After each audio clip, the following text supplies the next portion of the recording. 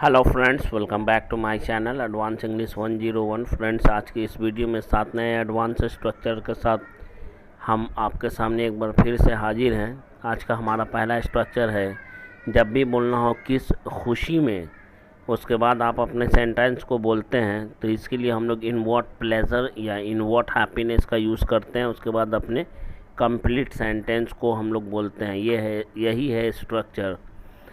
पहला सेंटेंस है, किस खुशी में तुम तालियां बजा रहे हो। In what happiness are you clapping, या in what pleasure are you clapping.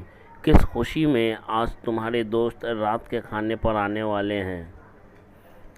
In what pleasure, और you can speak in what happiness are your friends to come to your house for dinner today.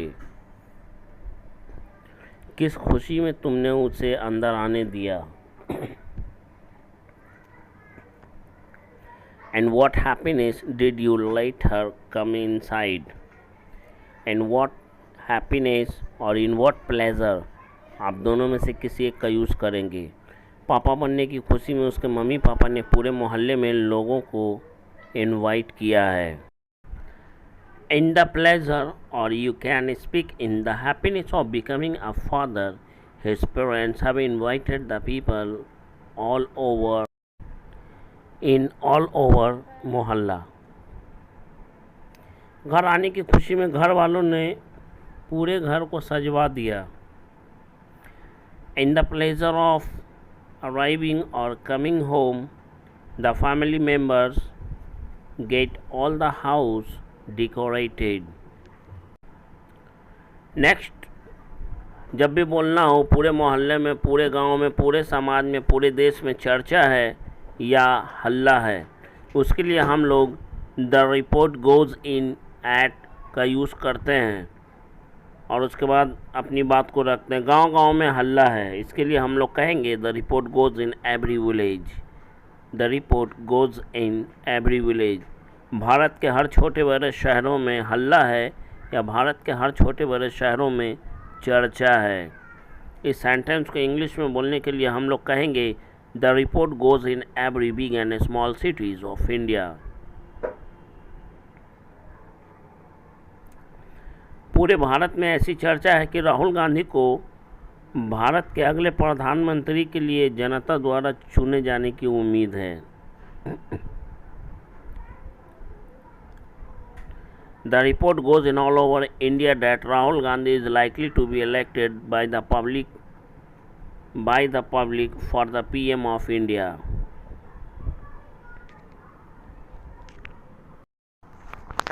Next sentence, मेरे शहर के घर घर में हल्ला है कि कल नरेंद्र मोदी पटना आने वाले हैं। The report goes in every house of my city Patna that Mr. Narendra Modi is to come to Patna tomorrow. घर घर में हल्ला है कि आपका बेटा मिस्टर ए की बेटी को शादी करने के उद्देश्य से भगा कर कहीं ले गया है।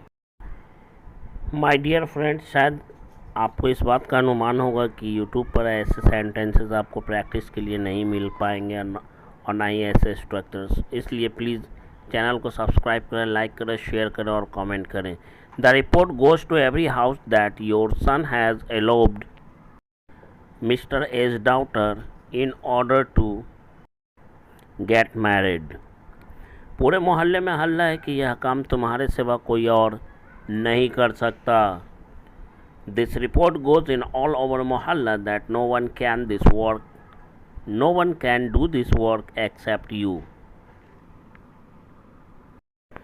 नेक्स्ट हमारा टॉपिक है, जब भी बोलना हो अच्छा हुआ कि तुम आ गए, अच्छा हुआ वह नहीं आया, अच्छा हुआ मैं नहीं गया। इस तरह के सेंटेंस को बोलने के लिए हम लोग अच्छा हुआ के लिए थैंकफुली का यूज़ करते हैं और की के लिए कॉमा डालते हैं। थैंकफुली कॉमा, उसके बाद हम लोग अपना कंप्लीट सेंटेंस रखेंगे। ये है स्ट्रक्चर इसका। थैंकफुली, उसके बाद कॉमा, उसके बाद अपना कंप्लीट सेंटेंस। और कॉमा अगर नहीं डालते हैं तो डैट डालेंगे, उसके बाद हम लोग अपनी बात को रखेंगे। कॉमा डालेंगे तो डैट नहीं, डैट डालेंगे तो कॉमा नहीं। ध्यान रखेंगे। अच्छा हुआ कि तुम यहाँ नहीं आए। Thankfully you did not come here. Thankfully you did not come here. अच्छा हुआ तुमने समय रहते हुए अंग्रेजी बोलना सीख लिया। Thankfully you learned to speak English in due time. अच्छा हुआ तुमने उसे यहाँ आने दिया। Thankfully you let him or her come here. Thankfully you let him come here. अच्छा हुआ तुमने उसे यहाँ नहीं आने दिया। Thankfully you didn't let him come here. या फिर आप यूँ बोल सकते हैं Thankfully you didn't let her come here. अच्छा हुआ तुमने इस काम को करने से इनकार कर दिया। Thankfully you refused to do this work.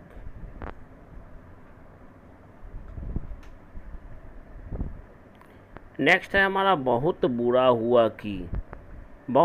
हुआ कि उसने तुम्हें गाली दिया, बहुत बुरा हुआ कि उसने अपने पिताजी को मारा पीटा। इस तरह के सेंटेंस को बोलने के लिए हम लोग इट्स टू बैड का यूज़ करते हैं, इट्स टू बैड डैट। और कंप्लीट स्ट्रक्चर की बात करें तो कुछ इस तरह से है, it's too bad that.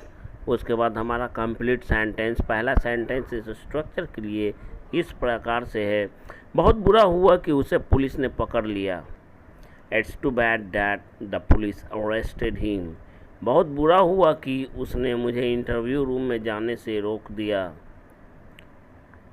It's too bad that he prevented me to go in the interview room. बहुत बुरा हुआ कि आज एक मजबूर इंसान की किसी ने मदद नहीं की। It's too bad that no one helped the helpless person. बहुत बुरा हुआ कि किसी ने प्यार के नाम पर तुम्हारे साथ विश्वासघात किया। It's too bad that someone betrayed you in the name of love.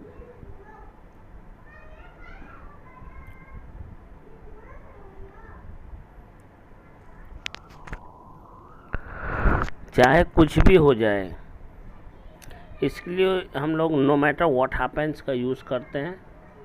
चाहे कुछ भी हो जाए, नो मैटर व्हाट हैपेंस। और इस सेंटेंस बनाने के रूल की बात करें तो इस तरह से नो मैटर व्हाट हैपेंस, उसके बाद हमारा कंप्लीट सेंटेंस होगा।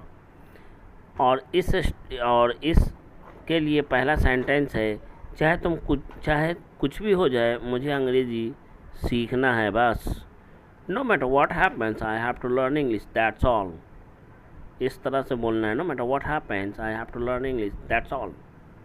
चाहे कुछ भी हो जाए, मैं यह काम नहीं करूँगा, बोल दिया तो बोल दिया। No matter what happens I will not do this work, spoken is spoken. बोल दिया तो बोल दिया। चाहे कुछ भी हो, मैं एक ना एक दिन अपने लक्ष्य को पाऊँगा ही। No matter what happens, I will achieve my goal one day or the other for sure.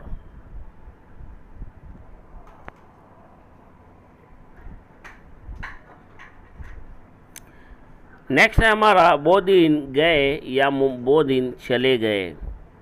जब भी बोलना हो इसके लिए हम लोग द डेज गॉन का यूज़ करेंगे। वो दिन चले गए, वो ज़माना चला गया, वो दिन लद गया। सेंटेंस बनाने के रूल की बात करें तो हम लोग इस तरह से बोलेंगे, the days are gone when plus उसके बाद कंप्लीट सेंटेंस को रखेंगे। वो दिन चले गए जब मैं इन बच्चों की तरह स्कूल जाया करता था। The days are gone when I used to go to school like this children. आप यूज्ड टू की जगह पे वुड का भी यूज़ कर सकते हैं। वो दिन चले गए जब मैं भी अंग्रेज़ी सीखने के लिए दिन रात कड़ी मेहनत किया करता था। The days are gone when I used to work hard the day in and day out in order to learn English. In order की जगह पे फॉर पर्पस टू का भी इसमें यूज़ आप कर सकते हैं। वो दिन चले गए जब तुम मुझसे प्यार किया करते थे। The days are gone when you use या यू वुड लव मी। वो दिन चले गए जब मैं भी तुम्हारी तरह अपने कंधे पर बैग टांग कर कॉलेज जाया करता था। मेरे भाई, ऐसे सेंटेंस आपको कंप्लीट स्पोकन इंग्लिश अगर नहीं सिखाएगा तो फिर बेकार है। The days are gone when I used to go to college by hanging bag on my shoulder. Next and last, जब भी बोलना हो किसी चीज़ के बारे में झूठा है या झूठी है, उसे 3 तरह से हम लोग बोल सकते हैं, सिप्ड, यूज्ड, ऑर्ट। इन तीनों का मतलब होता है झूठा है या झूठी है। सिप का यूज़ हम लोग करेंगे लिक्विड के लिए, यूज्ड का यूज़ करते हैं सॉलिड चीज़ों के लिए, ऑर्ट का यूज़ खाने पीने की चीज़ है, चिकन है, मटन है, राइस है, इन सब चीज़ों के लिए ऑट का यूज़ करेंगे। चाय झूठी है, इसको हम लोग इंग्लिश में बोलने के लिए कहेंगे the tea is sipped. Sip का मतलब होता है घुट घुट कर कर पीना। यह पानी मत पीना क्योंकि यह पानी झूठा है।